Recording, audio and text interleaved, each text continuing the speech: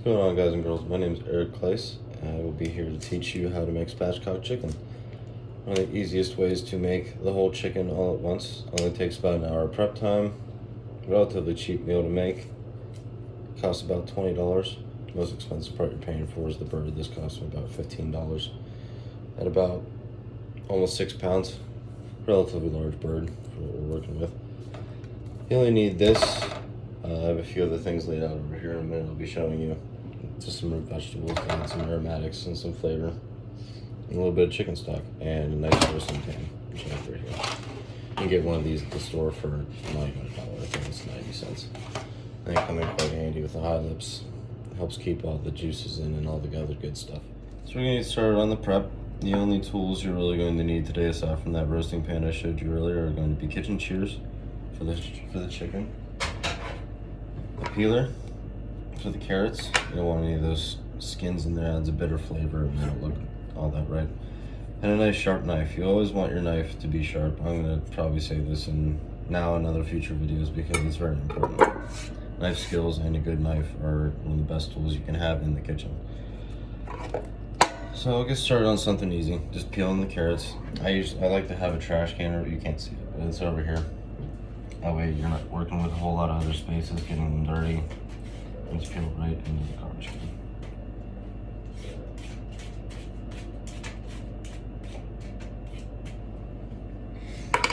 It's okay to leave some of the tops on when you're peeling, because we're going to cut them off anyway.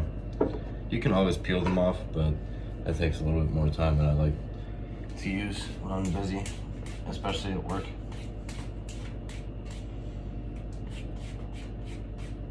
Always peel down and away from yourself. I can't tell you how many times I've cut myself, especially when I'm peeling in the kitchen. It's always about the safety. That's why I said earlier you want a nice sharp knife, because a dull knife can catch on whatever you're cutting and slip and maybe cut your finger. I've seen some pretty bad cuts in the kitchen myself. I've only had a few minor ones, but that doesn't mean the bad ones don't happen. I'm only gonna need about 5 carrots. For what we're doing here, we're just gonna give them a nice rough cut. I'll go over what that is in a second. And they're just gonna line the bottom of the pan and give a nice aromatic, give a nice scent to what we're cooking, and some nice root flavors. Especially when you're making something like chicken stock, which I will touch on in future videos and a little bit in this video. These are the main ingredients for your, what's called a mirepoix, the classical term for the vegetables needed to flavor your stock as well as make it more fragrant. So with the carrots, a nice simple cut. Just on guys like that. Not too big, not too small. That way they're big enough in case you want to eat them. It's not always recommended. I mean, you can, it's not recommended to eat the carrots. I like it.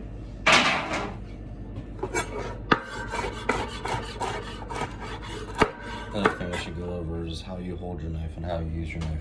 Some people just hold it like this. I wouldn't recommend it. You don't have as much control over the blade.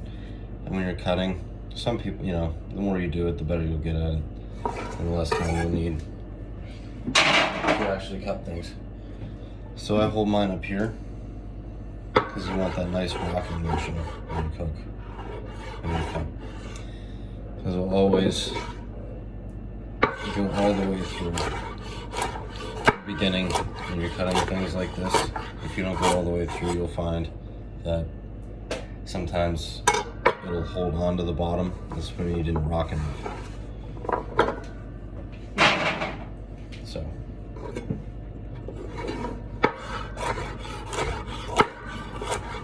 nice cuts like that. You can do medallions, which are just little circles. Cut the tip off of this one and show you. Medallions, please, plain and simple. They look like coins. A few of those isn't going to be a problem in what we're doing here because it's about the same. Carrots take the longest to cook out of all of these vegetables. I'm not going to apply too much in what we're doing today. but just for future reference.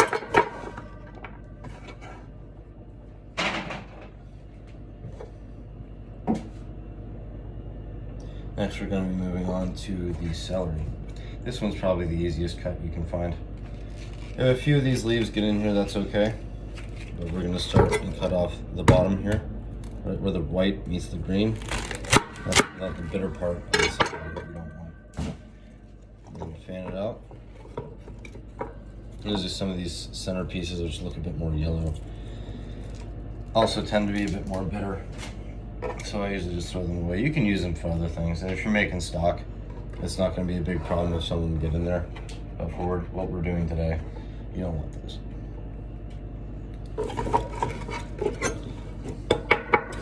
Same thing with the celery. You want a big enough cut that you can get all the flavor and it's going to cook evenly with what everything else we're throwing in the pan, but not too big that you won't be able to bite into it. Pieces about that big.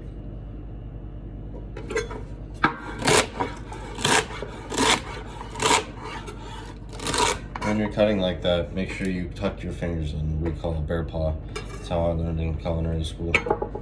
It'll help eliminate any cuts on your fingers. You don't want to lose a finger and get sent to the ER and somebody asks what happened. You say, I cut it in the kitchen. It can be a little embarrassing. Also, it puts you out of work or you won't be able to use said hand for a while. When we're cutting down our mirepoix, we're going to have a bit of a ratio. You want more onions than you do celery and carrot. It's 50% onions and 25% celery and carrot respectively. So what I just did there, you cut the root off as well as the tip. What we're doing here. If you're dicing an onion, you want to leave the root on, but for what we're doing, we're not going to need to. Take the outer layer off because that tends to be bitter and like this, all flaky and gross. You don't want any of that. So once you got two nice little halves here like that, take your knife, cut them in half like so, and then just use them in a nice little bunch like this. It falls apart into pieces about this big. Take that and I'll do that with the rest of our onions. What I'm doing today, I had about 5 carrots, 1 small bunch of celery, and 3, but I might add in a 4th onion. Because I honestly have been doing this so long that I can tell more by sight.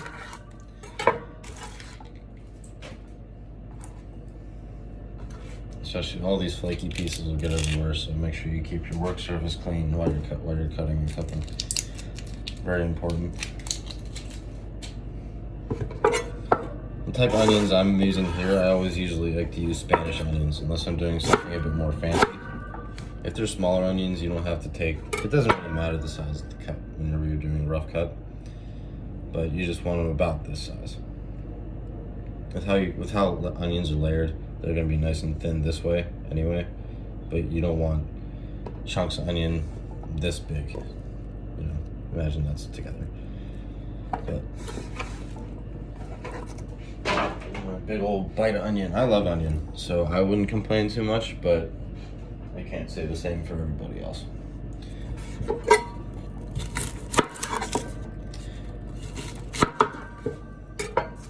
And if you're cutting a bunch of onions, you know that how onions can make you cry and all that. There's a few tips to help you get around that. Mine are actually starting to tear up a little bit right now, but no matter how long you've been doing this, it still will happen once in a while. But it's good to keep them in the fridge. Some people say don't keep onions in the fridge, but I don't see any feasible reason not to. Keeping them in the fridge and running them under cold water before you cut them helps to eliminate any tearing in your eyes while you're cutting them.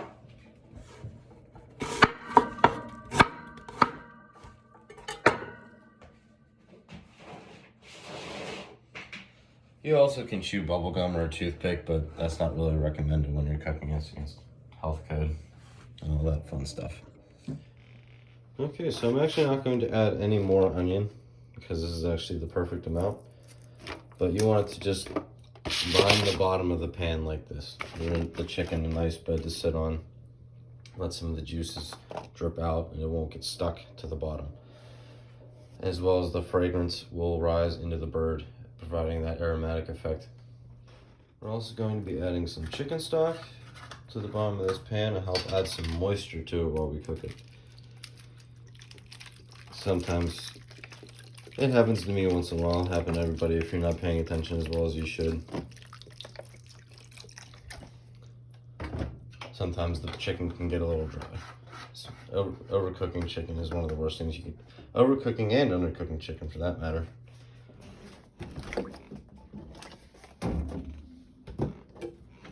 As undercooking chicken can lead to salmonella and all kinds of other gross diseases, and that is one of the things you definitely do not want to do.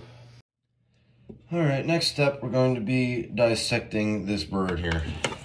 This is probably the most gross part, at least I find it to be. Working with chicken for so long, I still am not a big fan of it at all. I don't have gloves here, but I always love the word gloves when I'm cooking with chicken because cross-contamination is one of the worst things that can happen with a bird. All this juice and everything. You definitely don't want to give your family members salmonella or any other fun diseases. So make sure you have a garbage can near you. Wash your hands thoroughly before and after working on the bird, even if you do have gloves.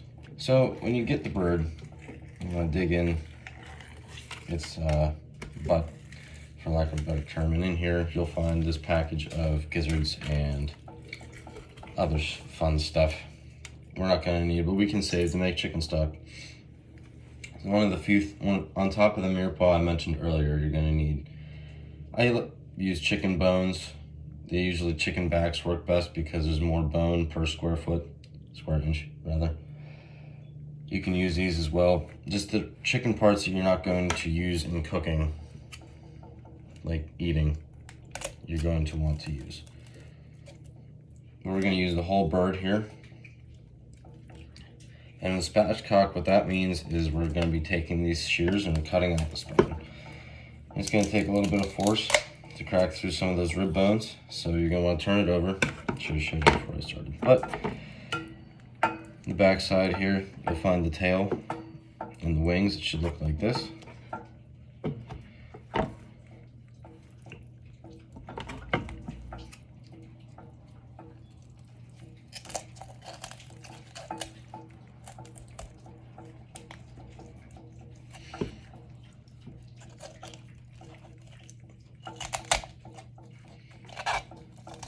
Don't be afraid to use two hands and really get in there and get that spine out of there.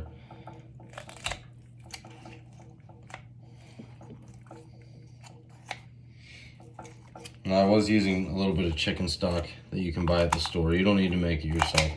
It's more fun that you do it yourself. It's always fun, for me at least, to learn new things about cooking. This is always something new. You can go your entire life studying only cooking and still never learn everything. All right, so once the spine is out here, we're going to set that aside. Take the shears here. We're not going to need those anymore. Put them in the sink to be washed. I'm going to flip this over. What we're going to do, lay it on its back after we took the back out, and grab it like this. Thumbs right here. And just break it. Like that. So a little added step that I like to do personally is make a compound butter. And a compound butter is butter with any sort of herbs or seasonings in there you might want. Just kind of like a mixed butter. Like, for example, brown sugar cinnamon butter. You can usually put on pretzels or what have you. That's an example of a compound butter. But today, we're going to be using garlic, dried parsley, and some salt and pepper. That way we can get it underneath the skin of the bird, help season and keep it nice and moist. If you do this right, it's one of the best and easiest ways to make chicken, if you ask me. So I always like to use fresh garlic. It's always better. You never go wrong with garlic powder or salt either. Garlic is always a nice touch in almost every single dish you could ever make. Measure garlic with your heart, as my girlfriend likes to tell me. You take the clove, and you push down on it, peel away some of these outer layers, nice and fun, creating a mess. And you'll see that they come apart real nice and easy. So we're only going to need about half this bunch. I'll find a few of these, set them aside.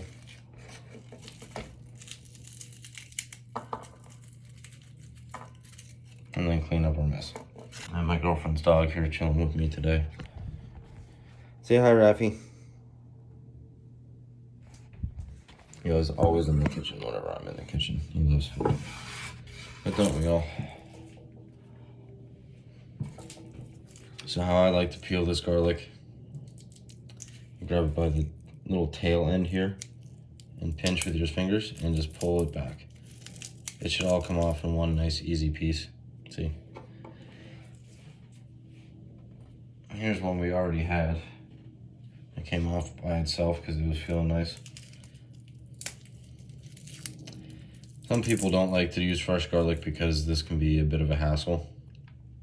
But in my opinion, if you're not putting in a little bit of work for your cooking, it's not always going to be as good as it should be. It's that little extra love that people talk about.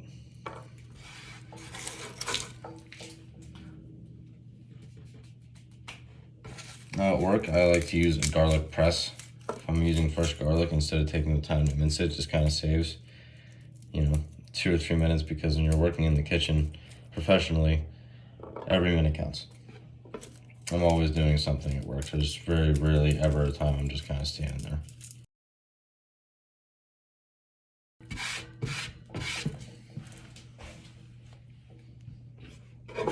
You see here, a nice little bunch of garlic.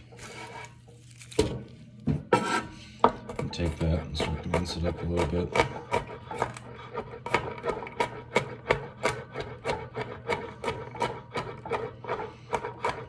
You don't want very big pieces of garlic either, because if you've ever bitten into a big old chunk of raw garlic, but it is not pleasant.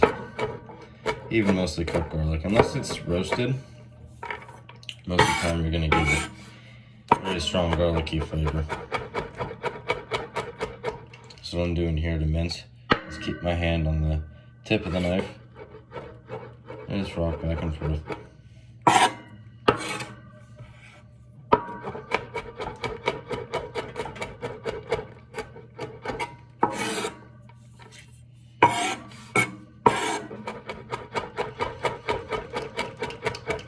I can already smell the garlic. Garlic's one of the best aromatics. Use it in any stock. Use it in almost everything you're cooking. And almost every culture does that. I'm Italian, so of course I love garlic. And I love onions, tomatoes, all that good stuff. But you'll find almost every single culture in the world uses garlic. There's all kinds of different types of garlic, but today we're just using normal white garlic. You can just buy at the store. I bought this little 3-pack for about $3 or $4. Doesn't cost a whole lot. But you want to mince this until you can't mince it anymore, really. And then I'll show you what I mean by that as soon as I'm done here. You'll see how it's getting to be smaller and smaller and smaller.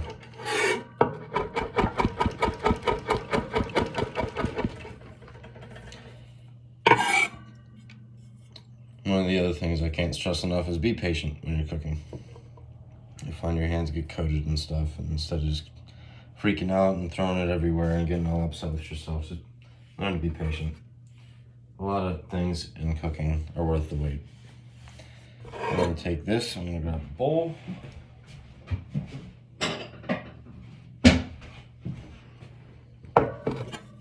And add that to it, but you see what I mean?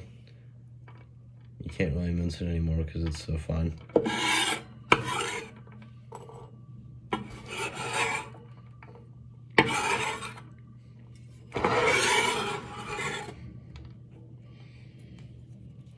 I wouldn't recommend using your knife to scrape up like this unless you sharpen it relatively frequently, because it does take away the edge. I have enough garlic here to coat the bottom of the bowl. I'm going to grab our red parsley. Put a few sprinkles of that in there.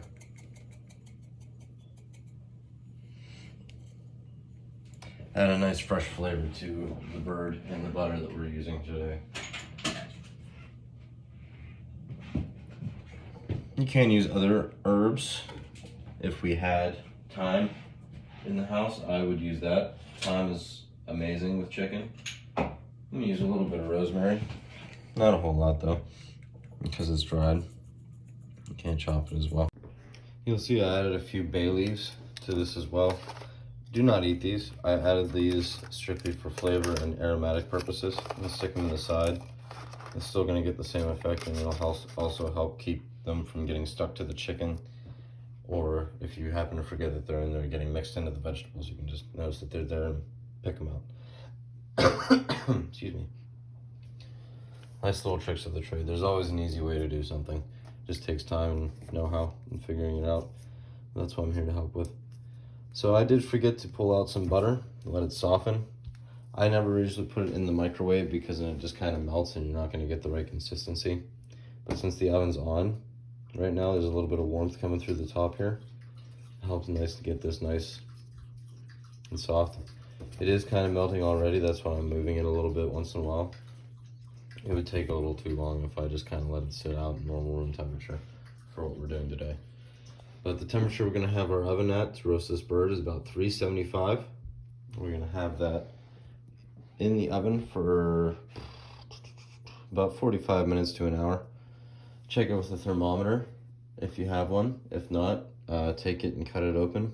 And at the thickest parts on the breast, as well as the thigh, make sure there's no pink at all whatsoever. This isn't one of those things we do medium rare or medium. Always cook chicken all the way through. Always. Alright, now that our butter is soft enough, we're going to add it into the bowl.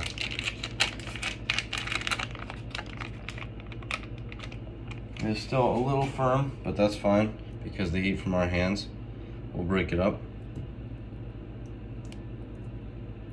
and help to soften it enough that it'll form into a nice, I don't want to say paste, it doesn't sound right. Let's say smooth, buttery, yeah, for lack of a better word, buttery texture. I can show you what I mean when I'm done here. And this is another reason why I wish I had gloves, because it's one of those things that I don't like to do with a spoon. I feel like you don't get it well enough, and you also are not going to be able to melt the butter like I'm trying to do. I shouldn't say that. Soften. Trying to soften the butter here. We're also going to be using it to, so what we're doing here, after we make this compound butter, what we're using it for is we're going to take open the skin of the bird. I'll take it off, but like I will show you there are grooves in the bird where you can peel it off. Peel it open and spread this all underneath there. And it'll help to give it a nice brown look. We call the Maillard reaction. So also we're not going to be covering the chicken with foil or anything like that. We're just going to be letting it roast in the oven, plain Jane in that roasting pan. Once the butter looks nice and like that, we're going to take it and spread it onto the bird. Okay, so now we're moving on to the buttering stage of the spatchcock chicken. And one of the reasons why I like to do spatchcock chicken is it cooks more evenly this way, by taking that spine out and letting it lay more flat on the pan, so to speak. This isn't the pan I'm going to be cooking it on. You can do it on a baking sheet. I don't always recommend it because of all the juices. Just make sure you're careful. So I like to keep it in the roasting pan. Helps also cook evenly, keep all the moisture and juices in there, all that good stuff. So we have our butter, we have our chicken. Let's get this boy buttered. Also in the future, I will have a cameraman to help me with all this stuff so you guys will be able to see things a bit more clearly whenever I do them. However, right along the side here. Here's the leg. I'm gonna take this skin, peel it up a little bit, get your finger in there and work it all on the side. This is another reason why I like to have gloves, especially with this. And you're gonna take your fingers and work them in there as best as you can, all the way down to almost the ankle, as best as you can. As long as you're not super rough with the chicken, the skin will stay attached to the bird. Just make sure you're peeling against or with the meat. Wherever the meat is, that's where you're going to want to be peeling, where you'll feel like these little membranes and they're sticking to the meat and everything like that. Make sure you peel those and break those. We're also going to be doing it on the top of the bird here. So right by where the neck would be, this nice flap of skin, we're gonna start peeling, pushing down with our fingers and pulling up. Working our fingers away in there. There you go. You can kind of see these little membranes here. Sorry, I know my fingers are in the way, but like this. That's what we're wanting to get detached from the bird. I'm gonna leave the skin on because who doesn't love a nice crispy skin on their chicken? Or turkey, or duck even. I don't know if anyone here has ever had duck, but good crispy skin is always something good to have when it comes to poultry. With my hand all the way down to the bottom of the breast, pulling apart those little membranes here. That way we have enough room to work our butter in and spread nice and evenly. And you'll notice that even when I'm done here, the bird still looks intact. Hello, it's sliding on me. But it's not falling off the chicken. It's not just gonna come up if I pull on it like this. Just in the spots we want it to, just to give us a nice opening. Take our butter here, take it on in, and spread it all around. I used about a half pound of butter for this. I'm not saying I'll use it all, but it's better to have too much than not enough. Besides, butter's relatively cheap. And I always use unsalted butter because that way you can control the level of salt that you're putting into this bird.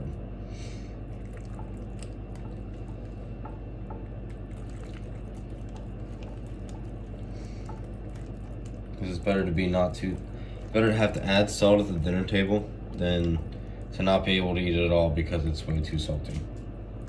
It's happened to me. I'm sure it'll happen to you. It's all a learning process. Don't get down on yourself. It'll take time. It'll take effort. But you'll be very, very happy with yourself whenever you come out with something really nice in the kitchen. I don't know about anyone else, if anyone else here is a veteran cook. But whenever I hear, this is really good, thank you. You know, people, you just see the look on their face. That's what I cook for. That's why I do what I do. Because no matter how bad of a day someone could have, you give them a nice home-cooked meal right in front of them, and they love it to pieces, I promise, they are going to feel worlds better. Alright, we're gonna move on to the thighs here. Spread it all on that thigh. This is probably my favorite part of the chicken. You can serve this a number of ways, and I'll get into whenever this bird's done cooking. But thighs are definitely my favorite piece. Make sure you work that butter all the way down to the ankle of the bird. You want to cover all the meat that we possibly can. No bird left unbuttered, I always say. I don't actually always say that, but when in Rome.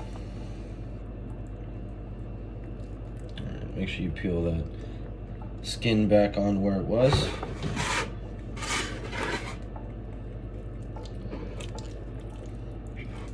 Now just keep in mind that what I'm touching right now is covered in chicken. So I'm only going to be using this butter in this bowl for chicken. Any excess that I have is going to be thrown away. And that's only because I don't have somebody to hold the camera. I'm working by myself. All these other factors going into that. I would use a spoon to spoon it out of the bowl and then take my gloved hand and rub it in the chicken. But you can't always get what you want. Just work with what you have. And all that other fun stuff. Okay.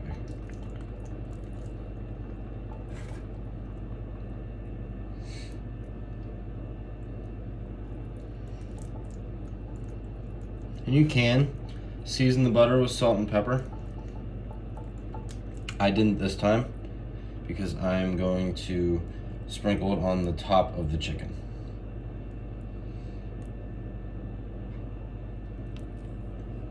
Mostly because I forgot, but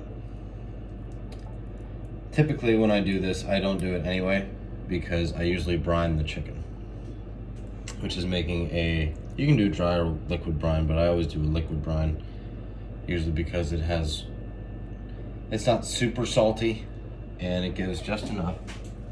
It helps keep the bird moist. So usually I also tie up the legs here with some butcher's twine, but I don't have any twine at the moment in the house, so it'll be fine. But I usually like to do that to help give it shape and also to help the legs cook a little bit more evenly, but it's not going to be the end of the world if I don't have any. Also take these here wings, something you can do. Don't need anything else. Just kind of break them out of the joint a little bit.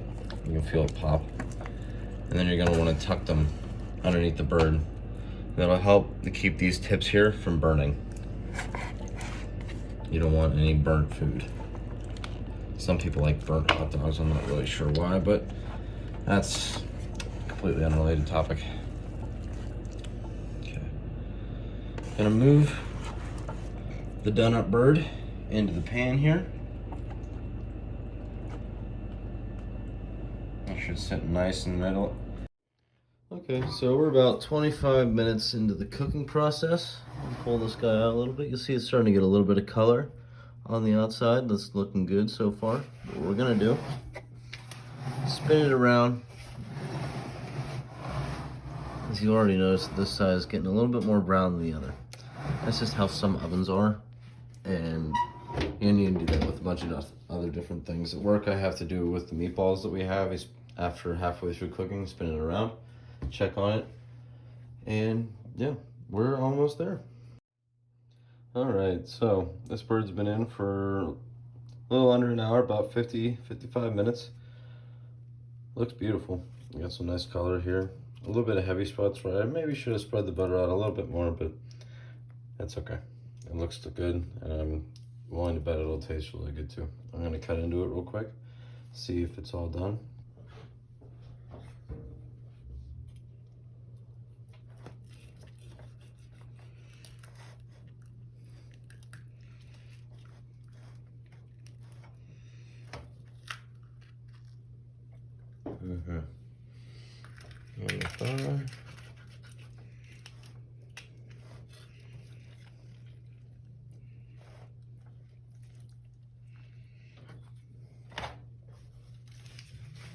It's a little hot.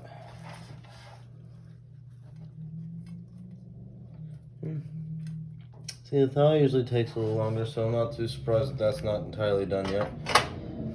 So I'm gonna throw it back in for another 5 minutes or so, and we should be ready to go. Okay, so the bird's finally done. I'm pulling it out, and I'm gonna allow it to rest.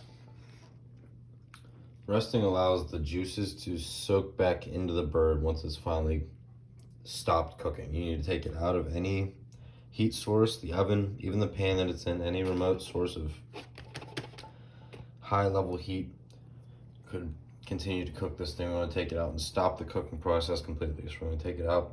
I usually like to use a resting rack, but a cutting board here will have to do. And after about 5 to 7 minutes of resting, we're going to cut into it and enjoy. And I'll show you what it looks like when I'm done cutting it.